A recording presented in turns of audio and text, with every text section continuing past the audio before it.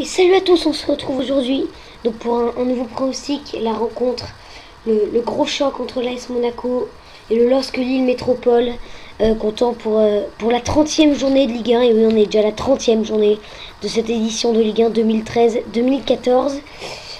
Un choc qui, lors des matchs allés, avait tourné en avantage des Lillois qui s'étaient imposés 2-0 dans leur stade de Pierre-Mauroy. Cette fois, c'est à Monaco d'accueillir son adversaire, le LOSC. Donc, on va lancer cette rencontre. Le deuxième contre le troisième. Donc, choc toujours très attendu. Même si Lille a un petit peu, on peut dire, raté sa dernière rencontre en faisant ce match nul 0-0 contre Nantes. Alors que Monaco jouait Lyon. Donc voilà, les joueurs qui vont rentrer donc sur la pelouse du stade Louis II donc pour cette rencontre de l'AS Monaco au LOSC. Côté LOSC, il n'y a pas d'absent à noter. Enfin, j'ai pas trop. Ouais. Avec à gauche un très important Origi qui fait de belles performances en ce moment malgré le 0-0 contre Nantes. Il est en forme quand même, ce jeune joueur qu'il faut surveiller. Faire attention côté monégasque, car c'est un joueur quand même excellent, enfin quand même énormément de potentiel. L'arbitre sera Régnier Vanier pour cette rencontre. On regarde les titulaires côté de l'AS Monaco et les remplaçants avec Dimitar Berbatov en pointe, Fabinho, Carvalho, Vidal, Kurzawa, Toulalan, Moutinho, Kondogbia, Rodriguez, Berbatov donc, et Valère Germain en pointe de l'attaque. Côté LOSC, Kenyama, Sidibé, Kaer, Bacha, Souare, Mavba, Balmon, Gaï, Kalou, Rouri, Origi. Voilà. Rien à signaler, une équipe assez type. Voilà. On va lancer cette rencontre. Déjà, on va passer en CPU, vs CPU. On va voir ce que donne cette rencontre entre Monaco et Lille. On va voir s'il y a du spectacle, ce qui est assez rare. Normalement, sur FIFA, il y a moins de spectacle. Alors, je vais changer la caméra. Ah, c'est pas comme ça. Changer la caméra, paramètres de jeu. Voilà.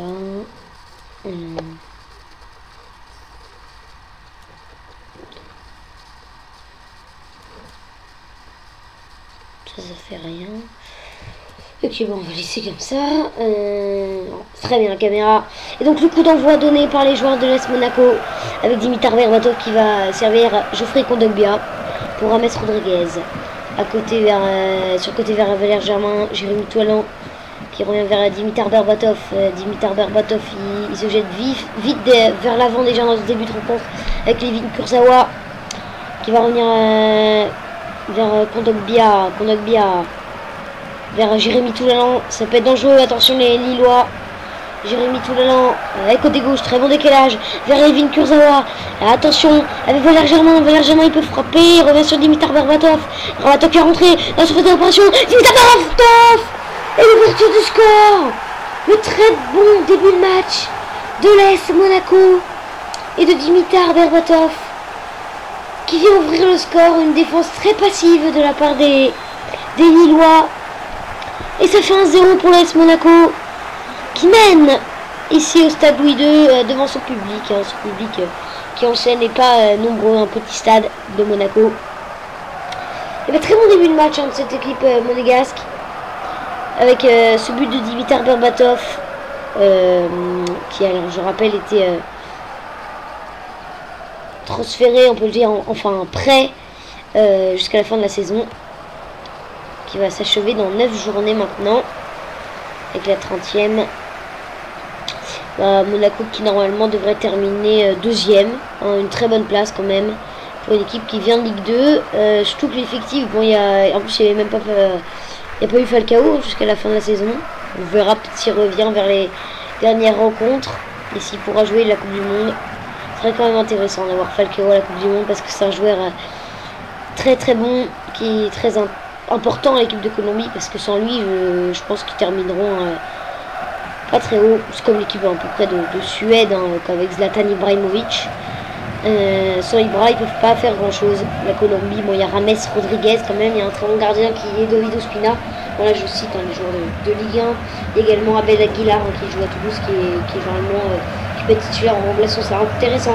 Pape Soirée, le décalage vers Origi. Origi la frappe, le but. L'égalisation d'Origi pour le LOSC Lille. Et je m'égare un petit peu et j'ai pas trop suivi. Avec Soirée, le bon décalage vers Origi dans la surface de réparation. La très belle frappe, très précise. Et le poteau rentrant pour Origi. Et ça fait un but partout. Ici au stade Louis II, bon début de match de chaque côté. Bon, ça fait une frappe partout dans cette rencontre et un but chacun. Et de beaux buts quand même si les défenses ne suivent pas assez. C'est un petit peu dommage de voir des défenses passives comme cela. Allez, décalage Kalou vers Roux, mais apparemment c'est Lavin Kurzawa. Très belle vitesse, très belle défense de la part de Lavin Kurzawa, qui est à l'image de cette équipe de Monaco, voilà, qui revient qui est de Ligue 2, qui a eu un Falcao qui va sûrement être blessé jusqu'à la fin de la saison. Est-ce que bon, ils vont tenir, je pense, quand même cette deuxième place. Une très belle saison, hein, voilà, c'est pas encore fini. Ils peuvent avoir une série mauvaise ou pourquoi pas une très bonne série et remporter le titre, même si on a l'impression qu'il sera vraiment pour le Paris Saint-Germain ce titre de Ligue 1. Je pense qu'on peut le dire, hein, le titre sera pour le Paris Saint-Germain. Maintenant il faut pas trop s'avancer quand même parce qu'on sait jamais. Il peut y avoir des surprises s'il se concentre sur vraiment la Ligue des Champions et qu'il laisse filer des points. Les Parisiens, on verra à la fin de la saison, mais je pense que Monaco terminera deuxième. La place de troisième, bah, c'est Lille hein, qui essaye d'avancer troisième place. Je pense que Lille va l'avoir. Maintenant, il y a Saint-Etienne qui est une très belle équipe, mais je pense qu'il fera un bon parcours en Europa League. Il ne faudra pas qu'ils fassent comme la saison dernière, hein, où ils se sont arrêtés contre Eschberg dès les barrages de cette Europa League. Avec Pape Soirée, décalage. Côté gauche, c'est pas dangereux. Avec Idrissa Gueye, il essaie de faire une passe en retrait. C'est dégagé. Et ça revient quand même dans les pieds lillois. Balmont, on peut frapper. Non, il revient sur Pape Soirée. Pape Soirée vers Origi. Origi, le buteur, hein, comme je dis, très bon potentiel ce joueur, très intéressant. Idrissa Gueye. Gueye pour Rio. Antonio Mavouba. Vers Sidibé. Sidibé, ça peut être dangereux. Sidibé pour Origi. Mavouba. Nolan Roux. Là, ça peut être dangereux quand même pour les Monégasques parce que ouais, ce sera un corner pour les Lillois parce que là ils sont bien en place. Bon, la défense également est bien en place côté Monégasque, mais ils peuvent faire quelque chose de intéressant là, les Lillois. Allez, on revient en arrière vers Mavouba. Il peut frapper Mavouba, il continue, il avance. Mavouba, il va frapper Mavouba, ça frôle le poteau d'Angel Zubazic. Toujours un but partout au stade Louis II là en cette rencontre entre le deuxième et le troisième de cette Ligue 1, de ce championnat de France, entre l'ASM et le LOSC Lille Métropole. Donc comme je disais, je pense que ce sera le trio de tête là qu'on a en ce moment qui aura la fin avec Paris, Monaco, Lille. Mais bon, comme je dis, il peut y avoir des surprises, donc vaut mieux quand même pas trop s'avancer, même si je le fais un petit peu là. Allez, Balmont. Balmont, on est sur l'aile droite de l'attaque lilloise pour Balmont. Balmont qui touche beaucoup de ballons dans cette rencontre. Il aime bien toucher beaucoup de ballons dans ces trois milieux de terrain. Allez, Mavouba Gueye. On pourrait revenir hein, sur cette rencontre entre Lille et Nantes. Vraiment, Lille n'a pas réussi à un match triste, interne, 0-0, je le rappelle. Mais bon, ça date maintenant depuis 5 jours, cette rencontre, une semaine. Voilà, il faut un peu se relancer quand même côté lillois, parce que c'est vrai que ce match nul 0-0, ils n'ont pas fait une belle rencontre, hein, le LOSC. Allez, Origi pour Nolan Roux. Nolan Roux qui revient sur Florent Balmont. Là, c'est pas dangereux, ils ont vraiment la possession de ce ballon. Les Monégasques ne veulent pas trop jouer. Bizarre. Je sais pas trop bien de défendre. Même si elle est bien placée, ils n'arrivent pas trop à placer leurs attaques. Hein. Voilà, on voit la possession 5-64. Mavouba. Il y a accrochage, et normalement il devait avoir penalty. Mais non signalé par monsieur l'arbitre, et ce sera donc là-dessus qu'on va finir cette première mi-temps. Avec le but de Barwatov à la 6ème et l'égalisation d'Origi à la 17ème. Un but partout, donc entre Monaco et Lille, le deuxième contre le troisième au stade Louis II. On regarde les stats, voilà. 2 tirs cadrés dans cette première période, 2 buts, 36% de possession à 64, donc voilà, un tir à 2, un tir cadré à 1. Donc voilà, première période assez terne en occasion de but, même si on a 2 buts, de jolis buts avec Berbatov qui, voilà, des défenses trop passives qui pourraient être plus meilleures. Hein. C'est un petit peu dommage côté que ce soit de Monaco ou Lille, surtout côté lillois, alors qu'on j'ai relancé en la deuxième période. Côté lillois qui ont complètement ce but, on ne sait pas ce qu'ils ont fait la défense, mais avec sur le but lillois, pas mal, vraiment belle construction avec Soirée qui va faire un très bon décage vers Origi et qui réussissent son face à face sur le côté.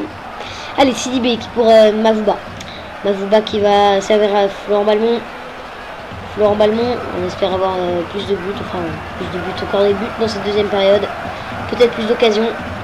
Idrissa Gueye à droite pour Sidibé, il faut tenter quelque chose. Sidibé là, on est toujours dans la surface de réparation, il essaie de dribbler, il est frappé. Sidibé pour Kalou, mauvais contrôle de Kalou. Sidibé qui s'était joué de la défense et du gardien Danijel Zubazic. Le très bon centre, ouais, un petit peu trop puissant sûrement. Alors que la possession vraiment est lilloise. Soirée, ça peut être dangereux. Soirée, frappe du droit.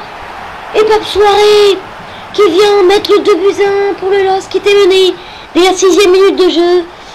Et ben ils reprennent l'avantage les Lillois avec ce but de Pape Soirée. 2-1 pour Lille. Très bon début de deuxième période de la part des Lillois. Et la belle frappe du droit. Encore un très joli but. Voilà, il y a vraiment une précision incroyable dans cette rencontre. Avec 4 tirs, 3 buts déjà. Alors, on va faire un changement peut-être côté monégasque pour relancer un petit peu ça. Peut-être un changement de dispositif. Avec un 4-3-3 comme côté lillois. Alors, on va mettre Lambertini au Condabia. Rodriguez à droite, ça va. Alors, Germain, on va mettre. Je crois Yao Campos. Ouais, Yao Campos. Voilà, donc ça c'est fait. Et côté lillois, faire quelque chose. Ryan Mendes à place d'Origi. Origi, vraiment, genre que j'admire, que j'aime bien, mais bon, on va faire rentrer Ryan Mendes. Peut-être qu'il y a plus de vitesse. Ryan Mendes, joueur international Cap-Vert. Cap-Vert, je sais pas comment on dit, mais. Allez, voilà, on va effectuer ces changements. Avec l'entrée de ces joueurs et Pape Soirée, donc, qui vient mettre le 2-1. Ne l'oublions pas, à la 53e, donc le score se porte maintenant à 2-1 avec ce but donc de Soirée, passeur décisif et buteur. Soirée, sûrement qui va compter sur ce moment du match, on verra. Il a tenté des dribbles, Rames Rodriguez, ce sera une touche en faveur du LOSC, alors un changement effectué par l'ordinateur. Marvin Martin qui est en rééducation, j'ai préféré le mettre remplaçant, on verra, mais je pense qu'il sera remplaçant. L'ordinateur pourrait faire vous le laisser jouer. Alors on va faire entrer donc le joueur lillois Marvin Martin et voilà. Allez, Mavouba qui porte le ballon maintenant. Roux qui demande le ballon côté droit. Nolan Roux, il attend du soutien peut-être, il attend de servir un coéquipier, non, et revient en arrière vers Sidibé encore à droite, enfin dans l'axe pardon, Balmont. Marvin Martin, celui qui vient de rentrer, ça peut être dangereux. Attention les monégasques, ouais, belle récupération de Coutinho, même si ça revient dans les pieds de Mavouba. Attention vers Ryan Mendes qui essaie de se jouer dans la défense. Monégasque, Ryan Mendes, il va le frapper, Ryan Mendes, il continue, non, c'est pas réservation, la frappe de Martin, non, c'est une frappe ou un centre de la part de Marvin Martin, je ne sais pas. Mais c'était bien joué de la part du français. Allez, Kerr qui est monté pour Mavouba. Mavouba, vraiment c'est cette équipe de Lille qui domine, qui mérite pour l'instant sa victoire avec plus d'occasions. On a vu qu'un tir côté monégasque, donc une occasion dès seulement à la 6e minute. Et c'était le but de Berbatov. Alors faire attention parce qu'en contre, on sait jamais côté monégasque. Allez, ballon, ils ont quand même une belle vitesse de contre, même si Berbatov n'a pas beaucoup de vitesse. On peut le faire, ouais, parce que Rames par contre il a une très belle vitesse. Rames à droite vers João Moutinho pour attention, c'est dangereux, mais Dimitar Berbatov. Dimitar Berbatov en surface d'opération. Berbatov essaye de jouer de la défense. Il va servir Geoffrey Kondogbia, le but. L'égalisation pour l'AS Monaco. Bah, contre le cours du jeu, bien évidemment. C'est pas très mérité. Mais encore une fois, très joli but dans la construction. Une précision énorme. Très belle précision. Alors qu'on va effectuer un changement. Voilà, 2 tirs, 2 occasions pour Monaco. 2 buts. Voilà, avec ce but de Kondogbia. Bien joué de la part du français, Kondogbia. Allez, on va faire des changements. Côté déjà monégasque. Ekobadi à la place de Kondogbia. Ou de Moutinho. Moutinho. Voilà, et côté Lillois, est-ce qu'on va faire quelque chose de la place, ouais. À la place de... À la place de... De la place à la place de... oui, la place de... Oui, de Balmont, oui. On aurait pu mettre Mavouba, mais Mavouba quand même encore plus important à la récupération que Balmont. Et puis de la place quand même un joueur intéressant. Le changement de Moutinho qui n'a pas l'air très content de sortir. Et qui va faire céder sa place. Allez, on va débuter après cette rencontre. C'est ce but de la part l'égalisation de Monaco avec ce but de Geoffrey Kondogbia. Il reste 20 minutes, pourquoi pas essayer de mettre un but de chaque côté, on ne sait pas. On va voir ce que ça donne. Allez, Kalou, côté droit. Kalou vers Sidibé pour de la place. De la place qui vient de rentrer à la place de Balmont. Salomon Kalou pour de la place. Dans la surface de réparation, il touche le premier ballon, ça peut être intéressant. Allez, vers Marvin Martin, la frappe de Marvin Martin et Suvacic qui se détend pour arrêter cette balle. Et ça va être un contre maintenant pour les Monégas. Dimitar Berbatov à gauche, vers Geoffrey Kondogbia, le décalage, vers c'est Kurzawa ou Ocampos. C'est Toulalan qui est à gauche. Il peut aller centrer Toulalan. Ah, il essaie de centrer un petit peu raté. Nyama qui n'a pas besoin de montrer sa force pour prendre ce ballon. Allez, Ricardo Carvalho pour Obadi pour Lavin Kurzawa pour Rames Rodriguez, alors qu'on a changé de côté. Lavin Kurzawa qui est à droite maintenant. Obadi. Oula, ah oui, un problème de CPU vs CPU. Qu'est-ce qui s'est passé? Ils m'ont remis... Oula. Ok. Bon, on revient en CPU vs CPU. Je sais pas pourquoi il y a eu un petit bug. Là, ils m'ont remis avec les curseurs. Bon. Et ben, on va reprendre. Hein. Allez, ouais, la mauvaise passe. C'est qui a effectué cette nouvelle passe? Je crois que c'est Ricardo Carvalho. Allez, Mavouba. Martin pour Salomon Kalou. Kalou encore. Pour Mavouba. Marvin Martin qui touche beaucoup de ballons, qui est très intéressant.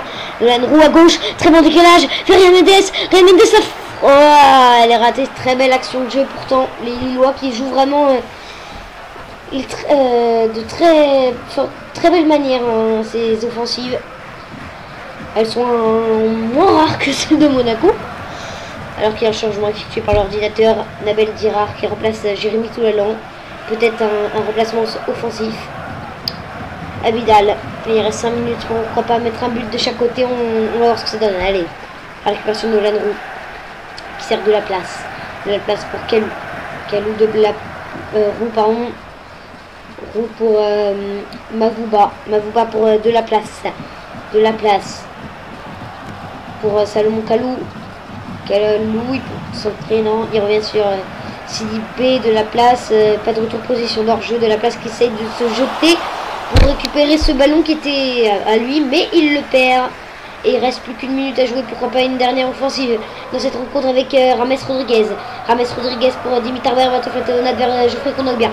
Attention les Lillois, ça peut être dangereux. Kondogbia Fabinho, le très beau passe pour Obadi qui peut se présenter devant le gardien. Ouais, mais pas assez précis cette frappe, ce sera un corner sur cette parade de Vincent Nyama. Quelle belle passe de Fabinho dans l'intervalle. Mais ensuite, c'est bien fait de la part de 27 Nyama. Allez, corner joué à la Rémoise, Dirard, ça peut être dangereux. Dirard le centre. Et la fin de cette rencontre, l'arbitre qui renvoie les joueurs au vestiaire. Score de 2 buts partout. On va regarder les ralentis des buts. Le but de Dimitar Berbatov sur une défense lilloise très passive, comme je l'ai déjà dit. Le décalage ensuite, donc pour le but lillois d'Origi, très joli but. Vraiment que des beaux buts.